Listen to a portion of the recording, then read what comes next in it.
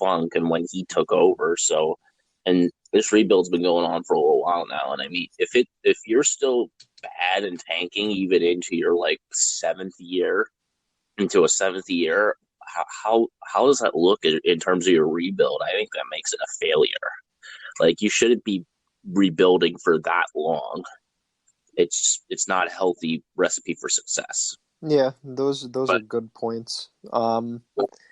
I just want to touch on one of the things you said about his teammates and stuff like that.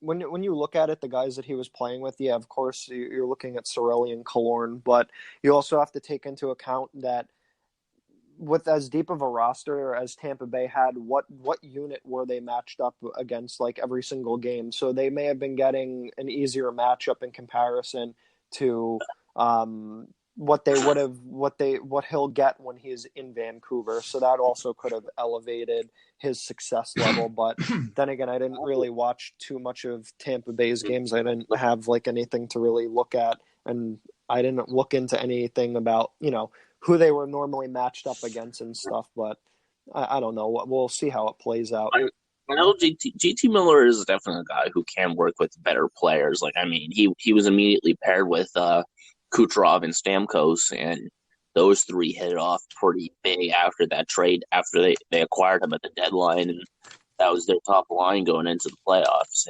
And GT Miller's production aside, it was a good line. So okay. I don't think it's going to be that bad. I don't think JT Miller's going to fall off a cliff. I mean, if he's playing with Pettersson, to be honest, I wouldn't be entirely shocked to see him score close to 30 because he does have a goal-scoring touch. Yeah, I was going to say that somewhere around 50 to 60 points probably is around like the sweet spot for him this season, but we'll see how it goes for him. Yeah, him being in the top six will help that production, but we talked about this long enough. Let's move it on. Yeah, I want to make a quick point quickly. I think this puts Jim Benning on the clock personally for him to get the Canucks into the playoffs, because like you guys said, 7 years they've been like rebuilding now, and I think they only made the playoffs once. I believe. I think it was 2015. That was during the sorry to interject.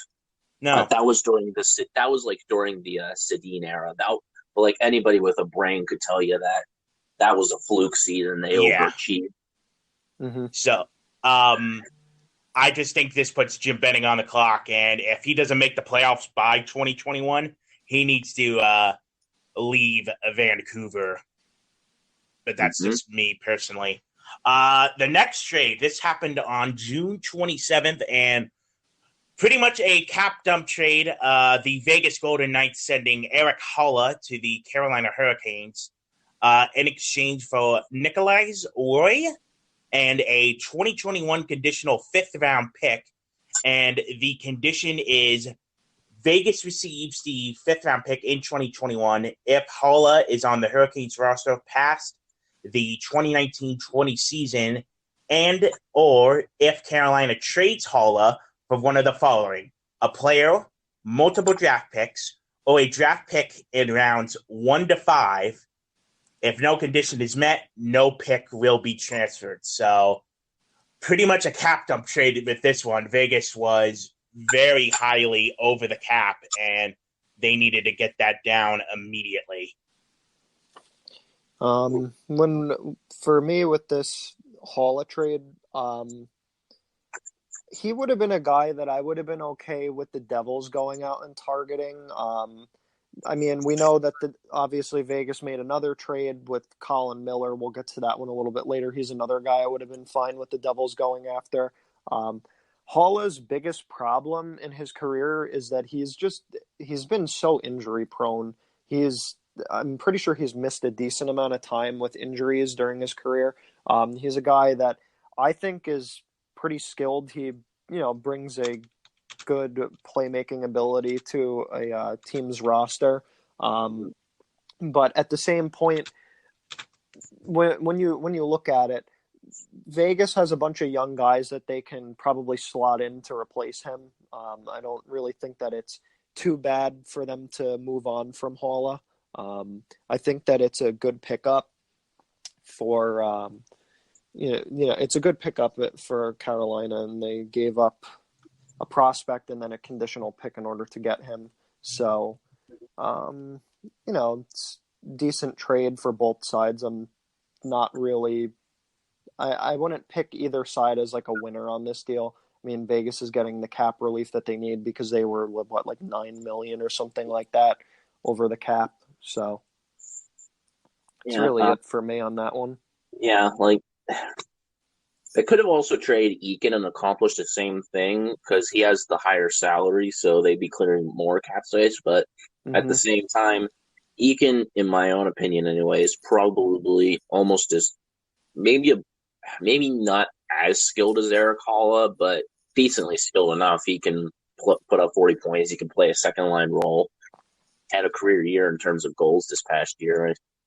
Not a bad player. He's also more defensive than Holla. And I think that's the big thing why Vegas didn't want to move him, because he's one of their better penalty killers. And whereas Holla, at this point, Holla would be more slotted lower in the lineup if you want him as a center, and even on the wings, it'd be clogged up, and he's not defensively responsible enough for a fourth line role, in my opinion. So, and so I get why they moved him. And for Carolina, Holla, I know there was a rumor out there that they were interested in Duchesne, so it kind of tells me that they aren't trusting in Eric Stahl being a second line center for them anymore. So they're definitely looking to trying to bolster that center position for next year. And they gave up a prospect who I think a good amount of people were pretty high on back in the day, Nicholas Waugh, or however you say his name. I know it's weird. It's a weird name because he was drafted in the same draft that a defensive prospect, Nicholas Waugh, who plays for San Jose, plays for. But that's another tangent for another day. But he has skill. There is skill there, but he played on a pretty stacked Charlotte Checkers team, and he didn't even make any much progress in terms of stats pace this past year. So I think at this point, I would put his ceiling more as like a third line center, a really good third line center. But who knows? Maybe going to Vegas and their minor league team, Chicago, who he had just played in the Calder Cup Finals. Maybe that will help unlock his potential, his offensive potential, anyway. Yeah. And so I think both teams get something out of it, and no one really wins. Yeah, I didn't get too much time, I guess, to touch on Roy, whatever his name is. I just went in and looked at some of his like NHL point equivalents and where they project him to be. A couple of years ago, he was projected almost as a borderline first line potential player, and then he steadily declined from almost all the way down to basically third line, maybe fourth line center. I don't think that he is that big of a gain for for Vegas.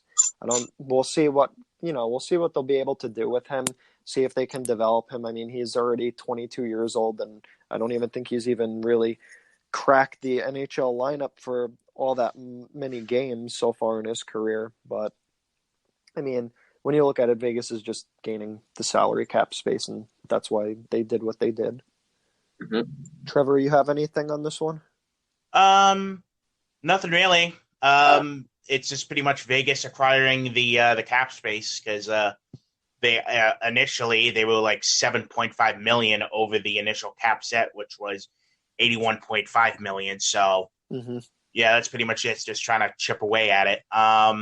There was a trade. I forgot in my notes that I want to go back on. The Chicago Blackhawks on June 24th acquired Calvin DeHaan and Alexei Sarala, I believe. Yeah, that's how you pronounce it. Yeah, something like that. I apologize for butchering the name. And the Carolina Hurricanes acquired Anton Forsberg and Gustav Forsling. So, what do we got to say about this one? Very interesting trade. Stan Bowman's really working, really trying to stack that defense back up because to be like Chicago went on that good run for a little while there and looked like they were going to be a playoff team, but once again their defense just killed them. They just could not. They could just not help keep their goaltender clear of high danger chances. They allowed too many shots on goal. Like, it was a bad defense all around. So they've added Olimata as well. Sorry to get off track, but back to what I was saying. Calvin DeHaan is he's a very much defensive first defenseman who can put up some points, but he primarily makes his bread and butter being a defensive defenseman. But he's also very much injury prone. He's missed a lot of time throughout his career, and there are even times where he's missed multiple months of a season because of injuries. I think the full season he ever played was the 16-17 season with the Islanders.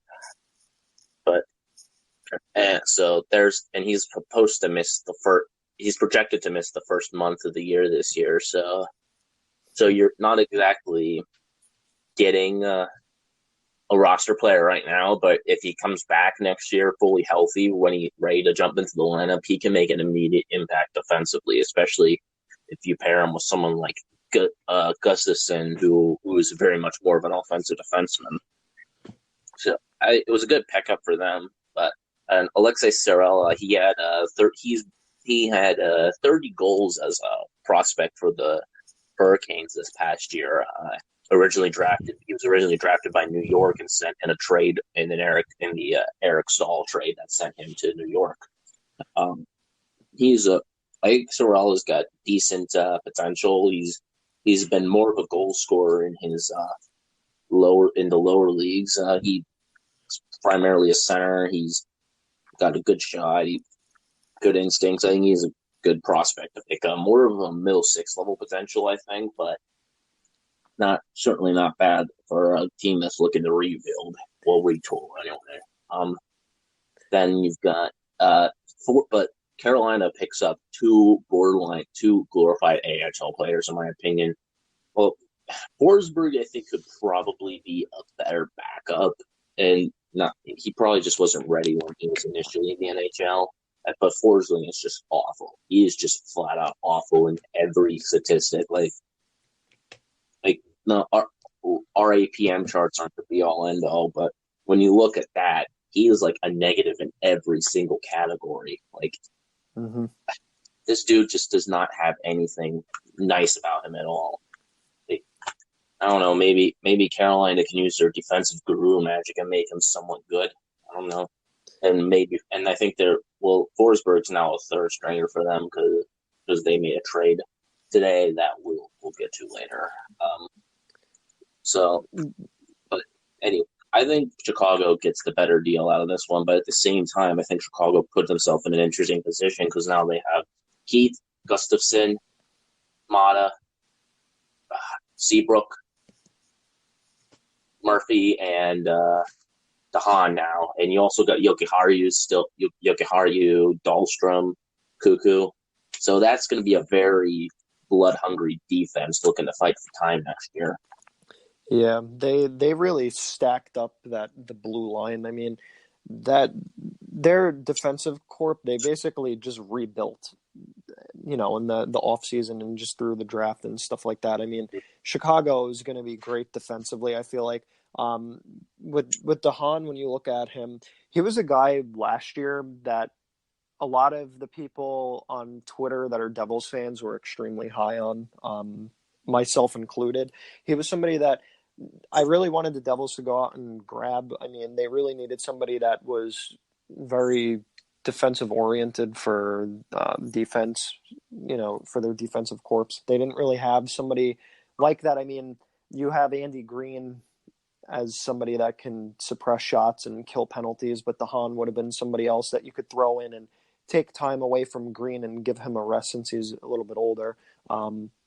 When I look at it, it's like Carolina basically gifted Chicago a great defensive player. I don't really understand this trade from Carolina's side. I mean, yeah, I understand that they have like a great blue line. They're not really in cap trouble, so I don't understand why you give up on a guy like this.